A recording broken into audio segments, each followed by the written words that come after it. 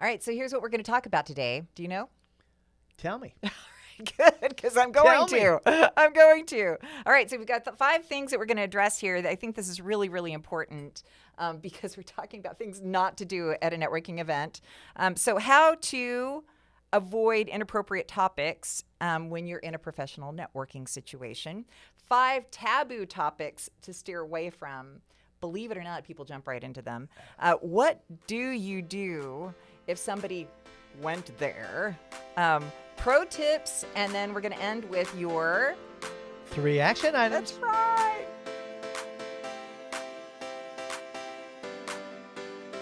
So welcome to Network Today, where we take you from meeting people to Making money. And I'm Sheryl Powers, and I have trained thousands of entrepreneurs on how to be a better networker.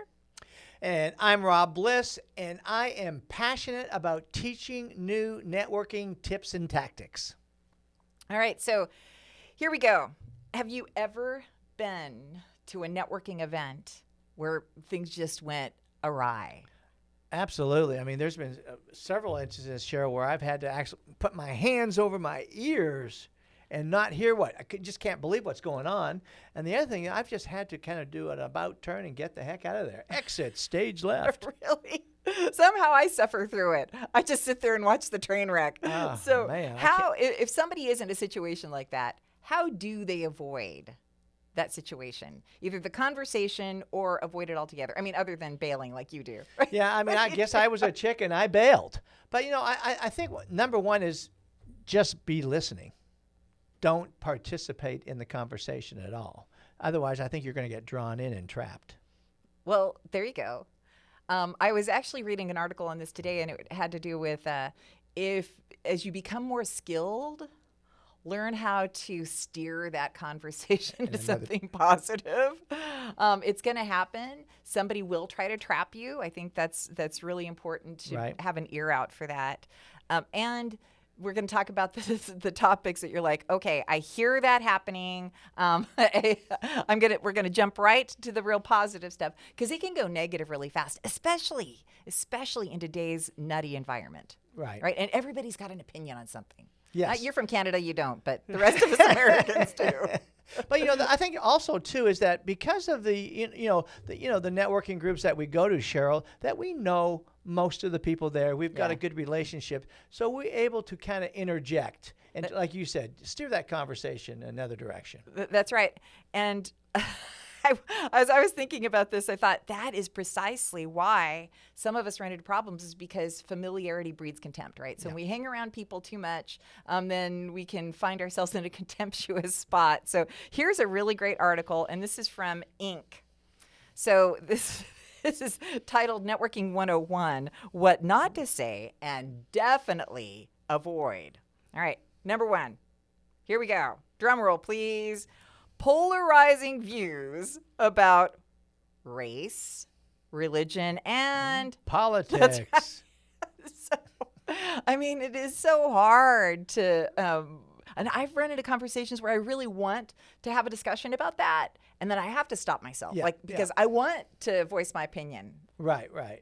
No, you got to be so careful. I mean, like you say, you're going to get trapped into it because we all want, our ego gets involved. We all want to put our own point of view around people, but we've got to know, again, it's like time out.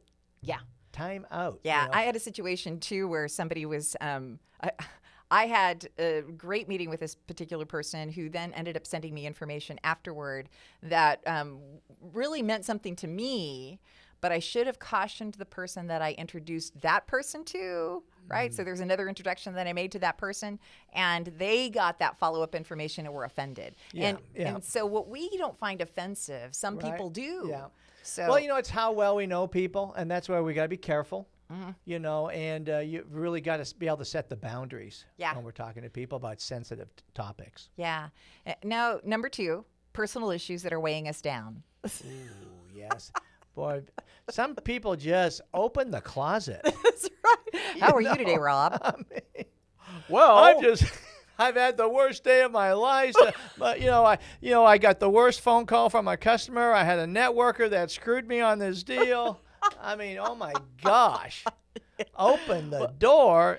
Especially when it moves into the, I had to put my dog down today. I mean, that's sad, but that's not a conversation for the professional environment. And it can so easily go there. And you said it, when we've got friends that we're hanging around with at a networking event. We still have to maintain that professional posture. All right, so number 3, habits that imply or blatantly announce a problem. Yeah, I mean, that's a really good one because, again, people, they're there and they're trying to get kind of touchy-feely and kind of be transparent, and they think by like sharing these things, it's like, no, it's like overboard here. Cut. Yeah. Yeah. So just being conscious of where we're taking a conversation. And it is a skill set that's developed. Oh, absolutely. Yeah, people just got to remember, common sense. Yeah. Common sense. If you're surrounded by people, again, in a professional environment, it's business, it's not social. Yeah. And especially then if we're also in a group that's people we don't know that well. Yeah. So. Well, one of those habits is over drinking. Oh. So, again, I was thinking before this show about a couple of people said, "Oh my gosh, we had this discussion openly in a networking event that there were actually alcoholic beverages there." And he said, "I think I've already violated the right." and I have not seen that person since. Oh wow! And that was a couple of years ago. Wow. So I don't know. He's so embarrassed, but those are some of the things that we do have to be careful of, especially in a really user-friendly environment where everybody's just having a good time. It is not a party. Networking is not a party. We have to understand the difference between those two things. It's a business professional event. That's exactly right. 4 lies that aim to impress but could backfire on you. Yeah. One of the things like that is, one of the things that, people say a lot is like, "Oh, I'm super busy." Mm-hmm. You know what? And I don't buy that anymore. Yeah. If they're super busy, like, what are you here for then? Mm-hmm. And you're just telling something. Well, again, we're all busy, but, when you add that kind of, "I'm super busy," that kind of is a big turnoff for me. I think that when somebody's lying, sometimes it's because they act like they know their product better than they do. Right. Maybe they act like they've got more experience than they do. Maybe they act like they're at a higher level within a company than they are. And it's okay to be in sales. I was never ashamed to be in sales. I know you call yourself the chief salesperson, right? It is not, being in sales isn't something that should make you like, "Oh my God, I don't want to tell anybody this is what I do because they're going to hate me." Right. Well, you don't need to blow your own horn. No. And I think when you do that, again, that's one of those no-nos of networking that people catch on, especially the experienced network, catch on right away, and they'll find that out just exactly what you described there. So yeah, do not blow your own horn. Yeah. Yeah, that's right. Don't lie about who you are. Just be honest. Honesty is always the best policy. So number 5 on this article is please avoid gossiping about colleagues or people in the industry. Yes. Golly, I've always, thank goodness, been very annoyed by that. Even as a kid, when my girlfriend would talk about a girlfriend, I'm like, "Oh, please don't." Yeah, I mean, I think that that's human nature. We all like to. I think we have that all in our DNA that we want to gossip. But the thing I think for me is I've got a couple of close networkers, you being one of those, that where I can share stuff so I can vent, I can get it out, but not in a networking environment. Yeah, that's right. So probably the end of this is kind of the common theme is avoid getting in those situations.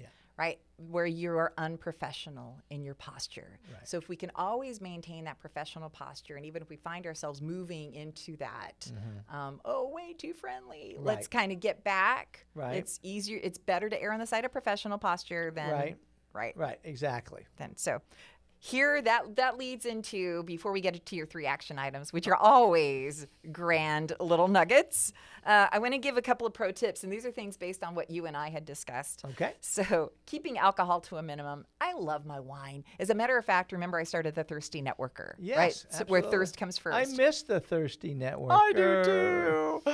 And a lot lot of that had to do around understanding wine. It wasn't about like being an over imbiber. Right. It was really about understanding wine or distilleries or the brew process or whatever, right? So it was just fun and educational. It was. And then alcohol could be involved.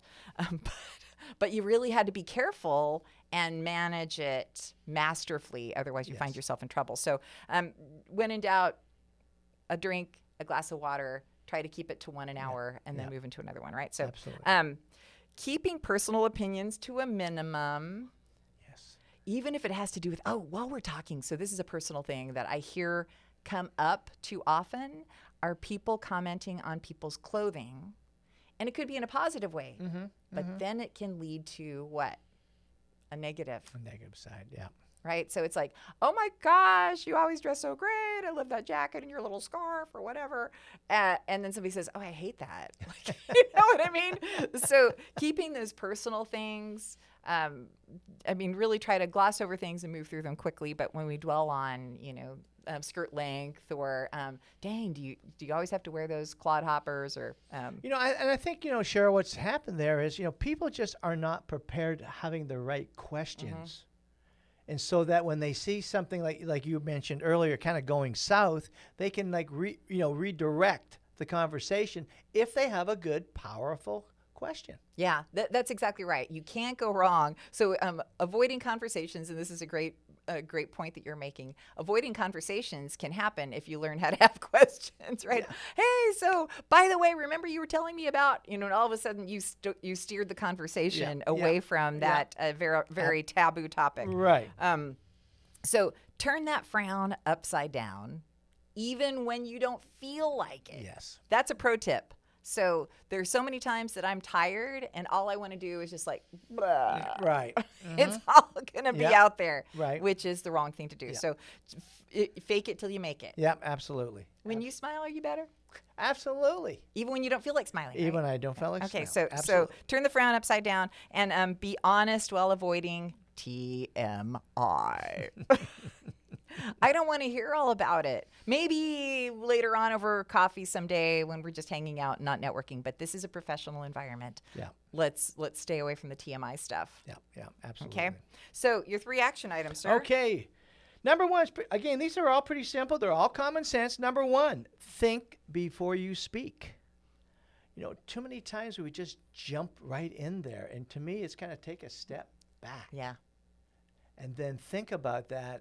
And then, I think it'll help you avoid a lot of problems in the future. Number 2, come prepared with topics. Just like what I said.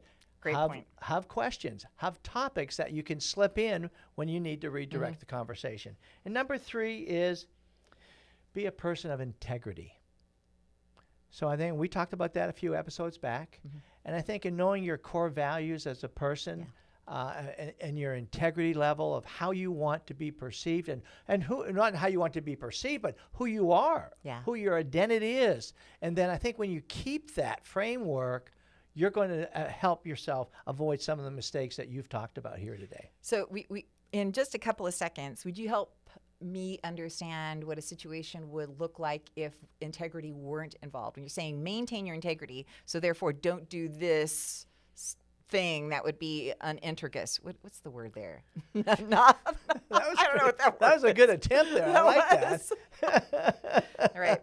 Well, I think, an example of integrity would be just the fact that, a couple of things that you mentioned earlier about don't lie in conversations, don't spread gossip. I think a person of integrity, that's not part of his moral code.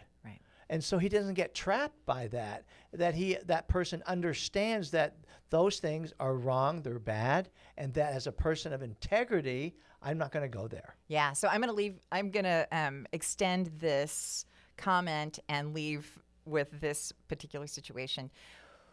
When we're with a lot of people a lot of time over years, we're all working together, right? And not everything goes perfectly. Right. Networking events are the place not to talk about those imperfect situations, right? Not at all. If I'm working with a partner in insurance and one of those other insurance partners didn't do something right, we don't need to talk about it at the networking event. Yeah. So that would be, I think, to your point, a really great example of let's stay away from that and operate in full integrity. Yeah. And absolutely. Take the high road. Take the high road. I like that. Take the high road. That's right. So if you're watching this on YouTube, please like and subscribe. That is so meaningful to us. And we have so many great friends who I know watch this and they say they love it. And we appreciate that. And we extra appreciate the like and subscribe. Yes. So Network Today, where we take you from meeting people to making money. And we will be back next week with another amazing power topic. Whoa, I can't wait. I'm super excited about next week, Sheryl. That's right. Don't miss it.